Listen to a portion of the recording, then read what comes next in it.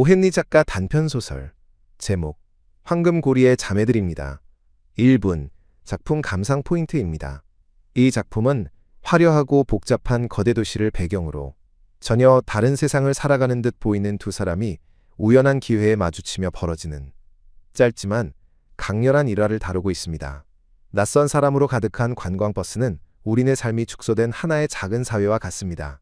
작가는 이 비좁고 들뜬 공간 속에서 겉으로 드러나는 출신이나 계층의 차이를 뛰어넘어 오직 인간만이 나눌 수 있는 깊고 신비로운 공감의 능력을 조명합니다. 작품을 읽기 전 무심코 지나치는 타인들 사이에도 보이지 않는 끈끈한 유대감이 존재할 수 있다는 점을 생각해 보시면 좋습니다. 삭막한 현대 사회 속에서 우리는 종종 타인에게 무관심해지기 쉽지만 작가는 특정한 경험을 공유하는 사람들 사이에는 말 한마디 없이도 마음이 통하는 마법 같은 순간이 존재한다고 속삭입니다. 예기치 않은 오해와 소동 속에서 주인공이 어떤 선택을 내리는지, 그리고 그 선택의 바탕에 깔린 따뜻한 인간애가 무엇인지에 주목해 보시기를 바랍니다. 결코 평범하게 흘러가지 않는 재치 있는 상황 전개는 여러분에게 깊은 인상과 잔잔한 미소를 동시에 안겨줄 것입니다. 소설을 시작합니다. 구경꾼들을 태운 관광버스가 막 출발하려는 참이었다. 점잖은 차장은 2층의 유쾌한 승객들을 각자의 자리에 배정해 주었다. 구경꾼들을 구경하려고 모여든 구경꾼들로 인도는 꽉 막혀 있었는데, 이는 지구상의 모든 생명체는 또 다른 생명체의 먹잇감이 된다는 자연의 법칙을 증명해 주는 듯했다. 확성기를 든 남자가 자신의 고문 도구를 치켜들었다. 거대한 자동차의 내부는 커피를 들이켠 사람의 심장처럼 쿵쾅거리며 요동치기 시작했다. 2층 승객들은 초조하게 좌석에 매달렸고, 인디애나주 발파라이소에서 온 노부인은 당장 내려달라고 비명을 질렀다. 하지만 바퀴가 구르기 전 인생이라는 관광 투어에서 흥미로운 볼거리를 짚어줄 마음의 청진기를 통해 짧은 서론을 들어보자. 아프리카의 야생에서 백인이 백인을 알아보는 것은 빠르고 전면적이다. 엄마와 아기 사이의 영적인 인사도 즉각적이고 확실하다. 주인과 개는 동물과 인간 사이의 얕은 간극을 넘어 망설임 없이 교감한다. 사랑하는 연인들 사이의 짧은 메시지는 헤아릴 수 없이 빠르고 지혜롭다. 하지만 이 모든 예시들도 관광버스가 곧 보여줄 또 다른 예시에 비하면 그저 느리고 더듬거리는 공감과 생각의 교환에 불과하다. 여러분은 지구상의 모든 생명체 중 어떤 두 존재가 얼굴을 마주했을 때 가장 빠르게 서로의 마음과 영혼을 들여다보는지 이 이야기를 통해 알게 될 것이다. 혹시 아직 모른다면 말이다. 징소리가 울리고 고담시를 노려보는 이 버스는 유익한 투어를 향해 장엄하게 움직였다. 가장 높은 맨 뒷좌석에는 미주리주 클로버데일에서 온 제임스 윌리엄스와 그의 신부가 앉아 있었다. 식자공 친구여. 저 마지막 단어는 강조해서 써주길 바란다. 삶과 사랑의 깨달음 속에서 단어 중의 단어이기 때문이다. 꽃의 향기, 꿀벌의 전리품, 봄물의 첫 방울, 종달새의 서곡, 창조의 칵테일에 얹힌 레몬 껍질 한 조각. 신부란 바로 그런 존재다. 아내는 성스럽고 어머니는 존경스러우며 여름날의 소녀는 매력적이다. 하지만 신부야말로 인간이 필멸의 삶과 결합할 때 신들이 챙겨보내는 결혼 선물 중에서도 단연 보증수표라 할 수 있다. 버스는 황금의 거리를 미끄러지듯 나아갔다. 거대한 순양함의 함교 같은 곳에 선 선장은 승객들에게 대도시의 볼거리들을 나팔불듯 외쳐댔다. 승객들은 입을 떡 벌리고 귀를 기울인 채 대도시의 명소들이 자신들의 눈앞으로 쏟아지는 소리를 들었다. 흥분과 시골뜨기 특유의 갈망으로 혼란스럽고 들뜬 그들은 확성기 의식에 시각적으로 반응하려 애썼다. 그들은 드넓은 성당들의 장엄한 첨탑에서 밴더빌트 가문의 저택을 보았고, 분주하고 거대한 그랜드 센트럴역을 보면서는 러셀 세이지의 소박한 오두막이라며 경이로워했다. 허드슨강의 고지대를 보라는 안내에 그들은 새로 깔린 하수구에 뒤집힌 흙더미를 보며 아무런 의심 없이 입을 벌렸다. 많은 이들에게 고가 철도는 리알토달이었고 그 역에 앉아있는 제복 입은 사람들은 승객들의 표를 잡채처럼 잘게 썰어버리는 이들이었다. 변두리 지역의 많은 사람들은 지금도 척 코너스가 가슴에 손을 얹고 개혁을 이끌고 있으며 어느 지방검사인 파크허스트의 고결한 시정 노력이 아니었다면 악명 높은 비숍 포터 갱단이 바워리에서 할렘강에 이르는 법과 질서를 파괴했을 것이라고 굳게 믿고 있다. 하지만 여러분은 제임스 윌리엄스 부인을 주목해 주길 바란다. 결혼 전 이름이 해티 차머스였던 그녀는 한때 클로버데일의 최고 미녀였다. 신부가 원한다면 연한 파란색은 신부의 색이 될 수 있었고 그녀 역시 이 색을 기꺼이 받아들였다. 이끼 장미의 꽃봉오리는 흔쾌히 그녀의 뺨에 분홍빛을 빌려주었다. 그리고 제비꽃의 색으로 말하자면 그녀의 눈동자만으로도 충분히 그 빛깔을 내고 있으니 고마울 따름이다. 쓸모없는 하얀 운전사 아니 안내원은 관광버스를 안내하고 있었으니 하얀 시폰 어쩌면 그레나딘이나 튤일지도 모르는 천조각이 그녀의 보닛을 고정하는 척하며 턱 밑에 묶여 있었다. 하지만 모자를 고정하는 진짜 역할은 모자핀이 했다는 것을 여러분도 나만큼이나 잘 알 것이다. 그리고 제임스 윌리엄스 부인의 얼굴에는 세상에서 가장 훌륭한 생각들이 담긴 3권짜리 작은 도서관이 기록되어 있었다. 제1권에는 제임스 윌리엄스가 세상에서 가장 완벽한 남자라는 믿음이 담겨 있었다. 제2권은 세상에 관한 에세이로 이 세상이 아주 훌륭한 곳이라고 선언하고 있었다. 제3권은 관광버스의 가장 높은 자리에 앉아 모든 이해를 뛰어넘는 속도로 여행하고 있다는 믿음을 보여주었다. 여러분도 짐작했겠지만 제임스 윌리엄스는 24살쯤 되어 보였다. 여러분의 추측이 아주 정확했다는 사실을 알면 흐뭇할 것이다. 그는 정확히 23년 11개월 29일을 살았다. 그는 체격이 좋고 활동적이며 턱이 강인하고 성격이 좋으며 앞길이 창창한 청년이었다. 그는 지금 신혼여행 중이었다. 친절한 유정님. 돈과 40마력짜리 투어링카와 명성과 새로 자라나는 머리카락과 보트클럽의 회장자리 같은 주문은 제발 빼주세요. 그런 것들 대신 시간을 거꾸로 돌려 우리의 신혼여행을 아주 조금만 다시 경험하게 해주세요. 요정님, 딱 1시간만이라도 좋으니 풀과 포플러 나무가 어떤 모습이었는지, 그리고 그녀의 턱 밑에 묶여있던 보닛끈의 리본이 어땠는지 기억할 수 있게 해주세요. 비록 모자를 고정한 건 모자핀이었을지라도 말입니다. 안 된다고요? 알겠습니다. 그럼 그 투어링카와 석유 주식이나 빨리 가져다 주세요. 제임스 윌리엄스 부인 바로 앞자리에는 헐렁한 황갈색 재킷을 입고 포도와 장미로 장식된 밀짚 모자를 쓴 소녀가 앉아 있었다. 우리가 포도와 장미를 한 번에 거머쥘 수 있는 곳은 오직 꿈속과 모자가게뿐이다. 이 소녀는 확성기를 든 남자가 백만장자들에 대해 우리가 마땅히 관심을 가져야 한다고 일장연설을 토해낼 때 커다랗고 파란 눈으로 곧이곧대로 바라보았다. 남자의 연설이 잠시 끊길 때면 그녀는 펩신껌이라는 형태의 에픽테토스 철학에 의지하며 껌을 씹었다. 이 소녀의 오른쪽에는 24살쯤 되어 보이는 한 청년이 앉아 있었다.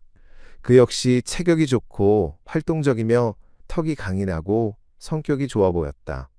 하지만 그의 묘사가 제임스 윌리엄스와 비슷하게 들린다고 해도 클로버데일 같은 시골의 분위기는 전혀 없었다. 이 남자는 험난한 거리와 날카로운 모퉁이에 속한 사람이었다. 그는 높은 자리에 앉아 내려다보는 사람들의 발밑에 깔린 아스팔트마저 질투하는 듯 날카로운 눈초리로 주변을 살폈다. 확성기가 유명한 호텔을 향해 지저대는 동안 나는 낮게 조율된 마음의 청진기를 통해 여러분에게 자리를 꽉 붙잡으라고 속삭이고 싶다. 이제 곧 무슨 일이 벌어질 참이고 거대한 도시는 브로드가의 약세장 투기꾼 소굴에서 떠내려오는 주식 시세표 조각을 덮어버리듯 그 일들을 다시 덮어버릴 것이기 때문이다. 황갈색 재킷을 입은 소녀가 몸을 비틀어 맨 뒷좌석의 순례자들을 바라보았다.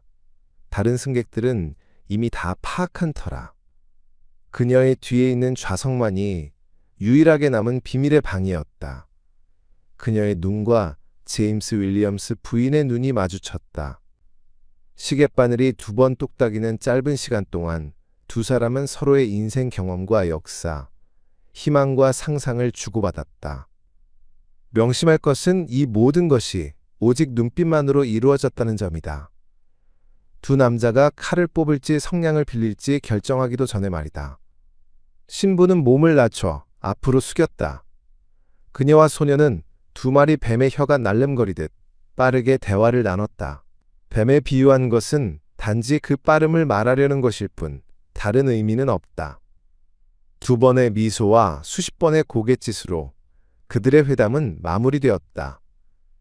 그리고 이제 관광버스 앞에 넓고 조용한 거리 한가운데 어두운 색 옷을 입은 남자가 손을 번쩍 들고 서 있었다. 인도에서 다른 남자 한 명이 서둘러 그에게 합류했다. 과일로 장식된 모자를 쓴 소녀는 재빨리 동행의 팔을 붙잡고 그의 귀에 무언가 속삭였다. 그 청년은 즉각적으로 행동할 수 있는 능력을 증명해 보였다.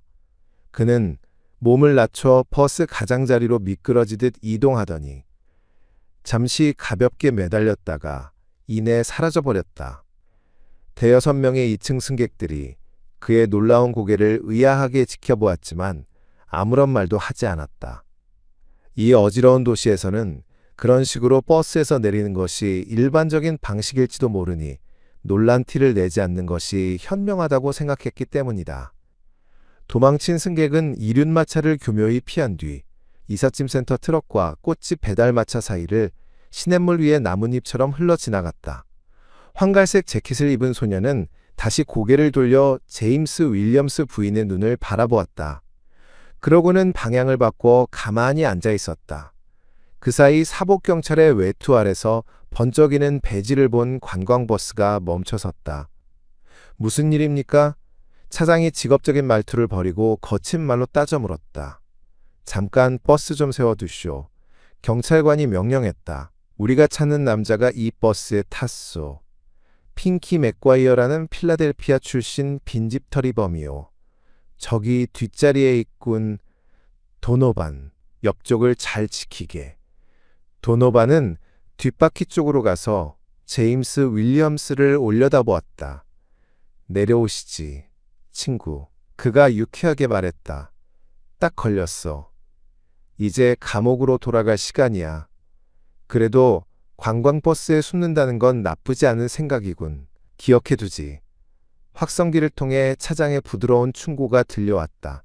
손님, 내리셔서 설명하시는 게 좋겠습니다. 우리 버스는 투어를 계속해야 하니까요. 제임스 윌리엄스는 침착한 성격의 소유자였다. 그는 승객들 사이를 지나 버스 앞쪽 계단으로 조심스럽고 천천히 내려왔다. 아내가 그 뒤를 따랐지만 그녀는 먼저 눈을 돌려 도망친 승객이 이삿짐 트럭 뒤에서 빠져나와 50피트도 채 떨어지지 않은 작은 공원 가장자리의 나무 뒤로 숨어 들어가는 것을 확인했다. 땅에 내려온 제임스 윌리엄스는 미소를 지으며 자신을 체포하려는 자들을 마주보았다. 그는 자신이 강도로 오인받았던 이 일을 클로버데일에 돌아가면 얼마나 재미있는 이야깃거리로 써먹을지 생각하고 있었다. 관광버스는 승객들을 위해 출발하지 않고 기다렸다. 이보다 더 흥미진진한 구경거리가 어디 있겠는가. 제 이름은 미주리주 클로버데일에서 온 제임스 윌리엄스입니다. 그들이 너무 크게 당황하지 않도록 그는 친절하게 말했다. 여기 그걸 증명할 편지들도 있습니다만 일단 우리와 같이 가주시죠. 사복 경찰이 말했다. 핑키 맥과이어의 인상착의와 당신은 뜨거운 비눗물에 빤 플란넬 셔츠처럼 아주 똑같소. 한 형사가 센트럴파크 위쪽에서 당신이 이 버스에 탄 걸 보고 당신을 잡으라고 전화했지. 변명은 경찰서에 가서 하시오. 제임스 윌리엄스의 아내, 즉 결혼한 지 2주 된 그의 신부는 눈동자에 기묘하고도 부드러운 빛을 띠고 두 뺨을 붉힌 채 남편의 얼굴을 바라보았다. 남편의 얼굴을 보며 그녀가 말했다. 핑키, 순순히 따라가요. 그게 당신에게 유리할지도 몰라요. 그리고 고담 씨를 노려보는 버스가 다시 출발할 때 그녀는 뒤를 돌아보며 키스를 던졌다. 그의 아내가 관광버스 높은 자리에 앉아있는 누군가에게 손키스를 날린 것이다. 당신 여자친구가 좋은 충고를 해주는군. 맥과이어, 도노반이 말했다. 자, 이제 갑시다. 그 순간 제임스 윌리엄스에게 광기가 내려앉아 그를 지배했다. 그는 모자를 뒤통수까지 푹 눌렀었다. 내 아내마저 날 강도라고 생각하는 것 같군. 그가 앞뒤 가리지 않고 말했다. 내 아내가 미쳤다는 소리는 들어본 적이 없으니 내가 미친 게 틀림없소. 그리고 내가 미쳤다면 내 광기 때문에. 당신 내 바보들을 죽여도 나한테 아무 짓도 못하겠지. 그러더니 그는 어찌나 유쾌하고 열정적으로 체포에 저항했는지. 결국 호루라기를 불어 다른 경찰관들을 불러야 했고 나중에는 예비병력까지 동원되어 수천 명의 즐거워하는 구경꾼들을 해산시켜야만 했다. 경찰서에서 당직 경사가 그의 이름을 물었다. 핑키 맥두들 아니면 짐승 핑키일 거요. 둘 중 어느 쪽인지는 까먹었소. 제임스 윌리엄스가 대답했다. 하지만 내가 강도라는 건 확신해도 좋소. 그건 빼먹지 마시오. 그리고 핑키 하나 잡겠다고 5명이나 덤벼들었다는 것도 덧붙여주면 좋겠군. 특별히 기록에 남기고 싶어서 말이오.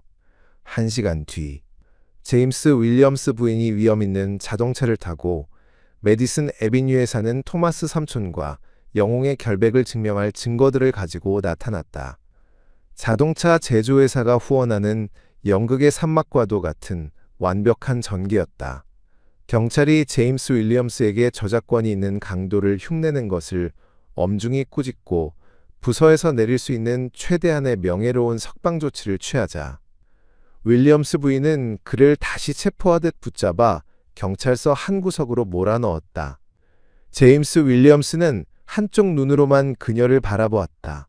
누군가 자신의 멀쩡한 오른손을 붙잡고 있는 동안 도노반이 다른 쪽 눈을 때려 감기게 만들었다고 그는 늘 말하곤 했다.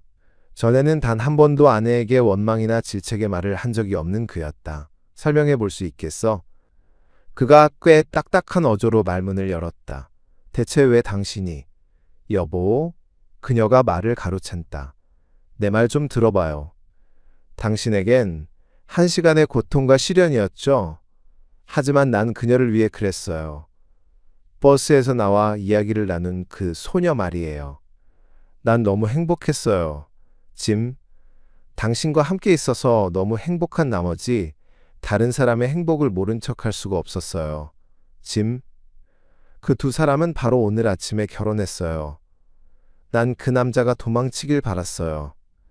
경찰들이 당신과 실랑이를 벌이는 동안 그 남자가 나무 뒤에서 빠져나와 서둘러 공원을 가로질러 가는 걸 봤어요. 그게 다예요. 여보, 난 그렇게 해야만 했어요. 그렇게 민무늬 황금 반지를 낀 자매는 각자의 인생에서 단 한 번 짧게 빛나는 마법 같은 빛 속에 서 있는 또 다른 자매를 알아보는 법이다. 평범한 남자들은 쌀알 세례와 세틴 리본을 보고서야 결혼식을 알아차린다. 하지만 신부는 눈빛 한 번만으로 다른 신부를 알아본다.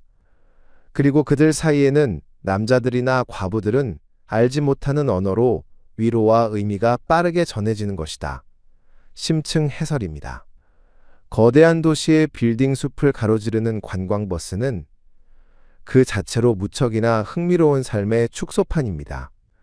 구경꾼들을 태운 버스가 출발하고 거리를 걷는 사람들은 다시 그 버스 안에 구경꾼들을 구경하는 이 묘한 순환은 우리 모두가 서로에게 관찰자이자 관찰 대상이 되는 인생의 단면을 고스란히 보여줍니다. 작가는 이 번잡하고 소란스러운 도입부를 통해 독자들을 생동감 넘치는 무대 위로 단숨에 초대합니다. 확성기를 든 안내원의 우렁찬 목소리와 쿵쾅거리는 엔진 소리는 곧 벌어질 흥미진진한 사건의 시작을 알리는 경쾌한 서곡과도 같습니다. 이 무대의 가장 뒷자리에는 이제 막 세상을 향해 첫 발을 내디딘 싱그러운 부부, 제임스 윌리엄스와 그의 신부가 앉아 있습니다. 평화롭고 조용한 시골 마을에서 온 이 청년은 튼튼한 체격과 선량한 성품을 지녔고, 그의 아내는 사랑스러운 이끼, 장미와 제비꽃을 닮은 아름다움을 품고 있습니다. 특히 작가가 신부의 얼굴에 담긴 표정을 3권짜리 작은 도서관에 비유한 대목은 깊은 감탄을 자아냅니다. 남편이 세상에서 가장 완벽한 남자라는 믿음, 이 세상이 눈부시게 아름다운 곳이라는 긍정, 그리고 지금 이 순간 누구보다 행복한 여행을 하고 있다는 벅찬 환희는 그녀의 내면이 얼마나 순수하고 사랑으로 가득 차 있는지를 여실히 보여줍니다. 이런 티없는 순수함은 앞으로 그녀가 보여줄 놀라운 행동의 든든한 밑거름이 됩니다. 그들의 바로 앞자리에는 전혀 다른 결을 지닌 또 다른 남녀가 앉아 있습니다. 포도와 장미로 화려하게 장식된 모자를 쓴 소녀와 그녀의 곁을 지키는 험상궂은 인상의 청년입니다. 시골의 맑은 공기를 머금은 뒷자리의 부부와 달리 이 앞자리의 청년은 차갑고 거친 도시의 골목길에서 살아남은 날카로움을 온몸으로 뿜어냅니다. 두 쌍의 남녀는 겉모습뿐만 아니라 그들이 살아온 삶의 방식과 가치관마저 완벽하게 대비되는 위치에 있습니다. 서로 섞일 일이라곤 전혀 없을 것 같은 이 두 세계가 좁은 버스 안에서 앞뒤로 앉아 있다는 설정 자체가 이미 훌륭한 극적 긴장감을 만들어냅니다. 버스가 명소들을 지나치며 안내원의 요란한 설명이 이어지는 동안 독자의 시선은 화려한 바깥 풍경이 아니라 버스 안쪽에서 벌어지는 은밀하고도 놀라운 교감의 순간으로 향하게 됩니다. 앞자리의 소녀가 몸을 돌려 뒷자리의 신부와 눈이 마주치는 바로 그 찰나의 순간 말입니다. 작가는 두 여인이 눈빛을 교환하는 단 2번의 시계바늘 소리, 그 지극히 짧은 시간 동안 그들이 서로의 인생 경험과 희망, 역사와 상상을 남김없이 주고받았다고 묘사합니다. 이는 언어를 뛰어넘는 영적인 소통의 경지입니다. 논리와 이성으로 따져 묻기 전에 뱀이 혀를 날름거리듯 빠르고 본능적으로 서로의 본질을 꿰뚫어보는 이 경이로운 통찰력은 인간이 지닌 공감 능력의 위대함을 증명합니다. 그리고 평온하던 버스에 갑작스러운 불청객이 등장하며 평화는 깨집니다. 제복을 입지 않은 경찰관들이 다가오고 앞자리의 날카로운 청년은 곁에 있던 소녀의 귓속말을 듣자마자 놀라운 날렵함으로 버스에서 뛰어내려 인파 속으로 솜씨 좋게 사라져버립니다. 그가 위험한 인물이라는 사실이 만천하에 드러나는 순간입니다. 경찰들은 도망친 자를 놓친 것도 모자라 어처구니 없게도 가장 뒷자리에 앉아있던 선량한 시골 청년 제임스를 수배 중인 빈집털이범으로 오해하고 체포하려 듭니다. 제임스와 도망친 청년이 입고 있던 옷이 비슷하다는 어설픈 이유 때문이었습니다. 제임스는 억울함보다는 오히려 이 황당한 오해를 고향 사람들에게 들려줄 재미있는 이야깃거리로 여기며 여유롭게 미소를 짓습니다. 아직 세상의 어두운 면을 경험하지 못한 순수한 청년의 모습이 돋보이는 대목입니다. 그런데 바로 다음 순간 독자들은 자신의 눈을 의심할 만한 충격적인 장면을 마주하게 됩니다.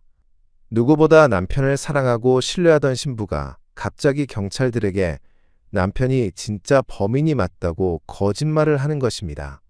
심지어 그녀는 억울하게 끌려가는 남편을 향해 가면까지 부르며 순순히 따라가라는 당부의 말과 함께 달콤한 손키스까지 날립니다. 사랑하는 남편을 하루아침에 범죄자로 몰아세우는 그녀의 행동은 상식적으로 도저히 이해할 수 없는 배신처럼 보입니다. 제임스 역시 세상이 무너지는 듯한 충격과 걷잡을 수 없는 배신감에 휩싸여 평소에 얌전하던 모습은 온데간데 없이 이성을 잃고 미친 듯이 발버둥치며 경찰들과 격렬한 난투극을 벌이게 됩니다. 억울함을 호소하며 몸부림치는 제임스의 모습은 깊은 안타까움을 자아내면서도 상황의 부조리함이 빚어내는 묘한 희극적 요소를 통해 씁쓸한 웃음을 짓게 만듭니다. 수많은 구경꾼이 모여들고 우여곡절 끝에 경찰서로 끌려가 조사를 받은 후에야 뒤늦게 삼촌을 대동하고 나타난 아내 덕분에 제임스는 혐의를 벗게 됩니다.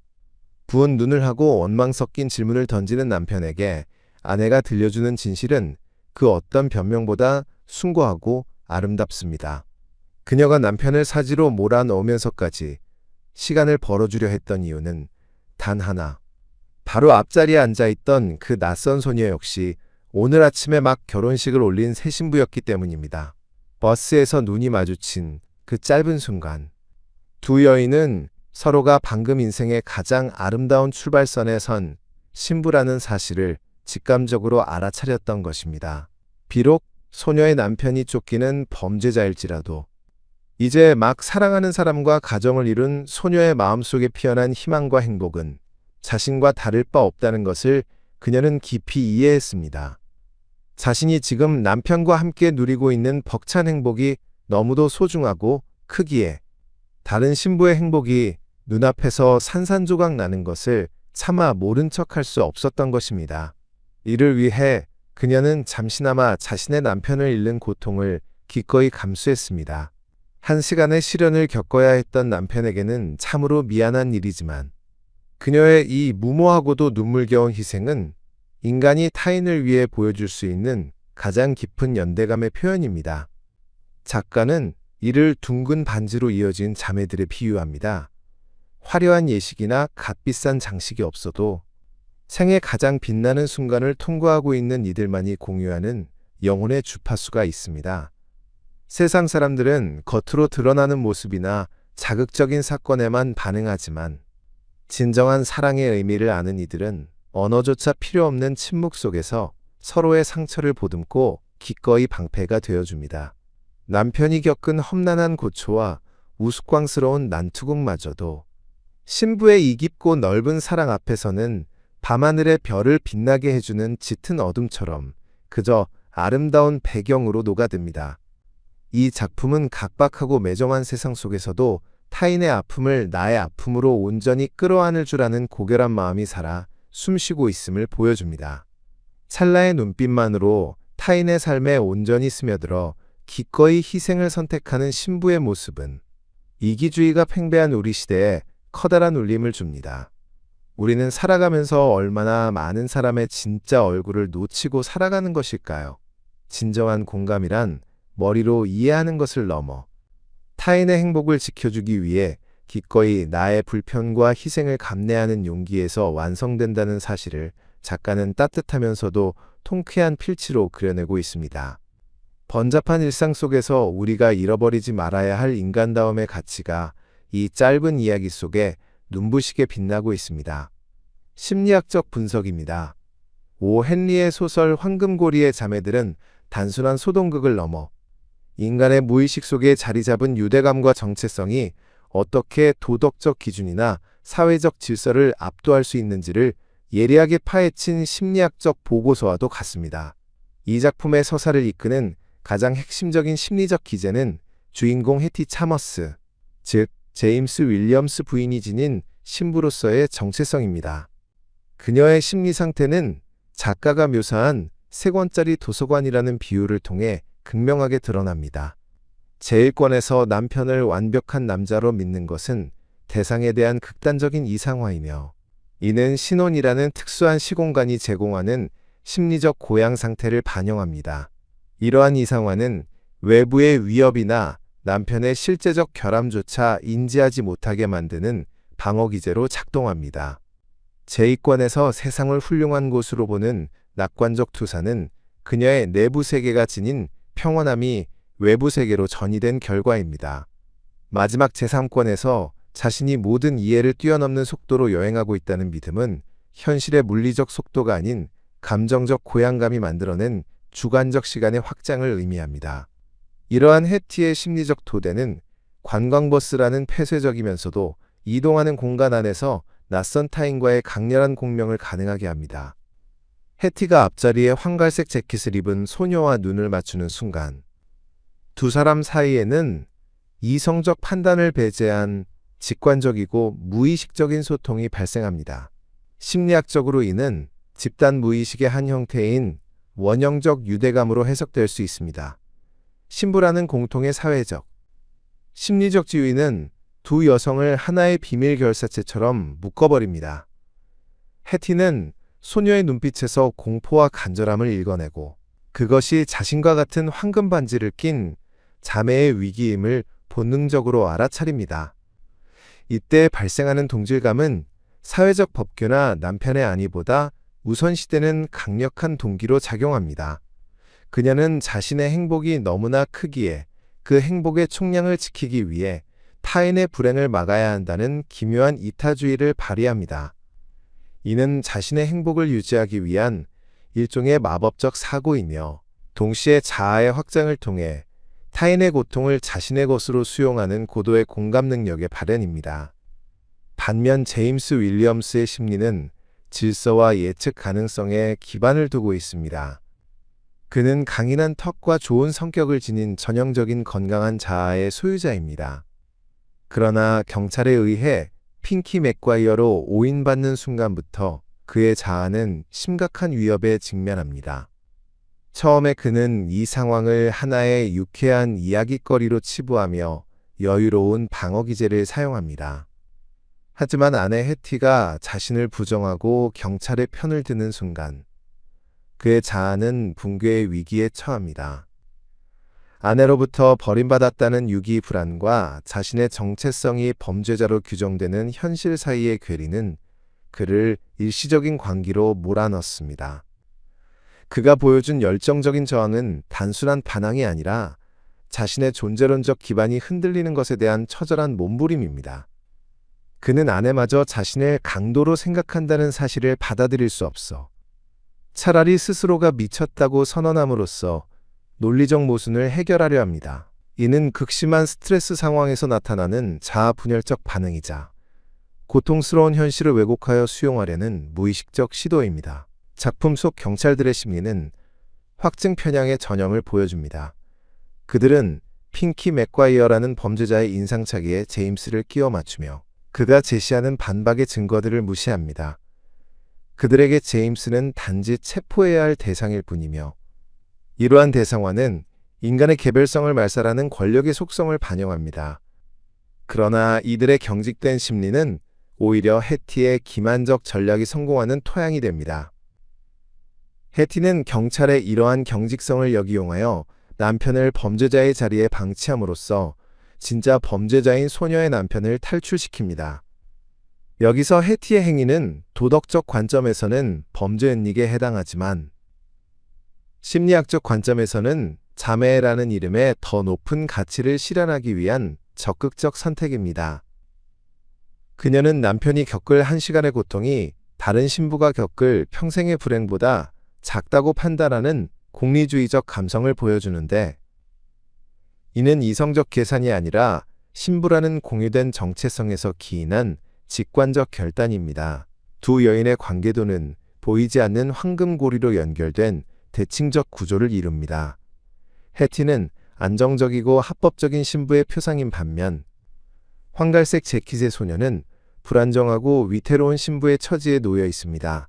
그러나 이들의 사회적 지위 차이는 눈빛이라는 비언어적 매개체를 통해 즉각적으로 소멸합니다.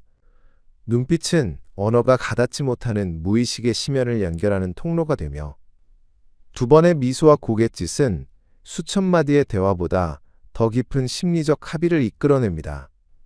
이는 여성적 직관과 연대감이 남성 중심적인 법과 질서의 세계를 어떻게 전복시킬 수 있는지를 보여주는 상징적 장면입니다. 해티가 버스를 타고 높은 곳에서 세상을 내려다보는 것은 그녀의 심리적 우월감과 행복감을 상징하며 그 높은 곳에서 낮은 곳으로 던지는 시선은 시혜적인 동정이 아니라 같은 고통을 공유하는 동료에 대한 구원입니다.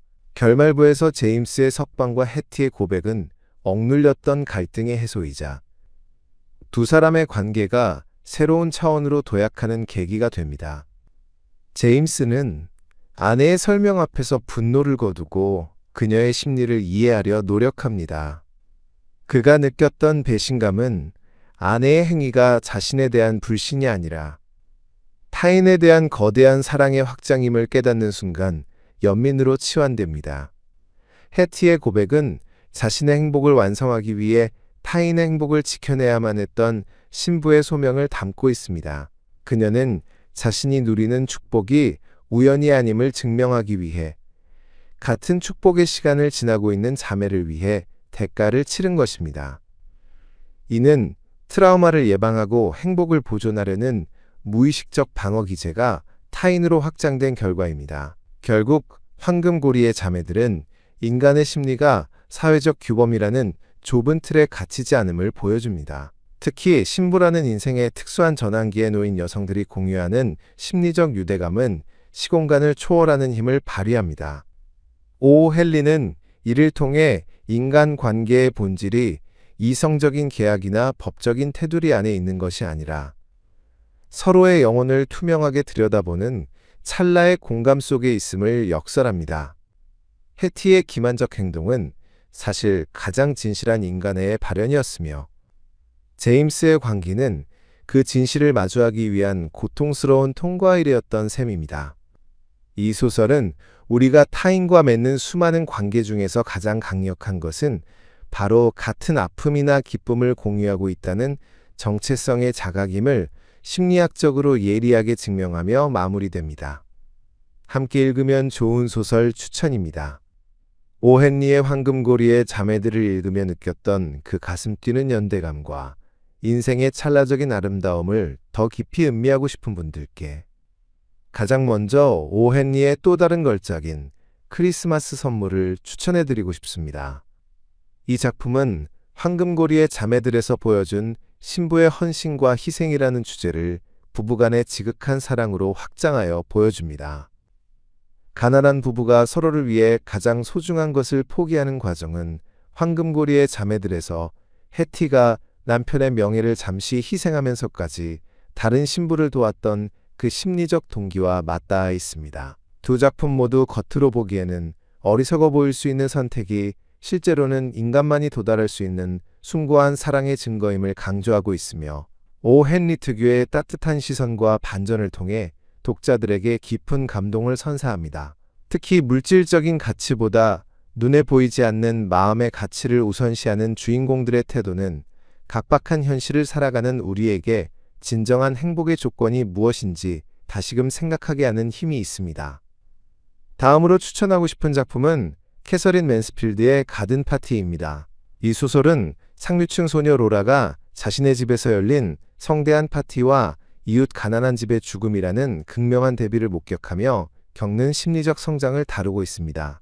황금고리의 자매들에서 해티가 관광버스라는 높은 자리에서 거리에 고통받는 이들을 발견하고 공감했듯이 로라 역시 자신의 안온한 세계를 벗어나 타인의 슬픔에 깊이 참여하게 됩니다. 두 작품은 모두 젊은 여성의 시선을 통해 세상의 불평등과 그를 가로지르는 인간적인 유대감을 포착해냅니다. 로라가 죽은 자의 얼굴에서 발견한 평온함은 해티가 낯선 신부의 눈에서 발견한 구원의 의지와 연결됩니다. 신분이나 환경의 차이를 넘어서는 인간 본연의 순수한 공감 능력을 탐구한다는 점에서 두 작가의 문학적 지향점은 매우 닮아 있습니다. 맨스필드의 섬세한 묘사와 서정적인 분위기는 오 헨리의 경쾌하면서도 통찰력 있는 문체와는 또 다른 매력으로 독자들의 감성을 자극할 것입니다. 마지막으로 버지니아 울프의 델러웨이 부인을 권해드리고 싶습니다. 이 작품은 하루라는 짧은 시간 동안 벌어지는 사건들을 통해 인간 내면의 복잡한 흐름과 타인과의 연결성을 치밀하게 그려낸 현대문학의 정수입니다. 황금고리의 자매들이 찰나의 눈빛을 통해 두 여성의 운명을 연결했다면 델러웨이 부인은 의식의 흐름 기법을 통해 보이지 않는 끈으로 연결된 수많은 인간의 삶을 조명합니다. 파티를 준비하는 클라리사 델러웨이의 일상과 전쟁의 상처로 고통받는 셉티머스의 비극적인 삶이 교차하는 방식은 황금고리의 자매들에서 관광버스의 승객들과 거리의 경찰, 그리고 숨어든 강도가 얽히는 구조와 유사한 긴장감을 만들어냅니다. 특히 울프가 묘사하는 인간 사이에 보이지 않는 실은 오 헨리가 말한 황금고리의 자매들이 나누는 언어와 깊은 공명을 이룹니다. 우리는 모두 고립된 존재처럼 보이지만 사실은 서로의 삶에 깊숙이 관여하고 있다는 주제의식은 두 작품을 관통하는 가장 위대한 통찰입니다. 이 소설들을 함께 읽는다면 황금고리의 자매들이 지닌 문학적 가치를 더욱 풍성하게 이해하게 될 것입니다.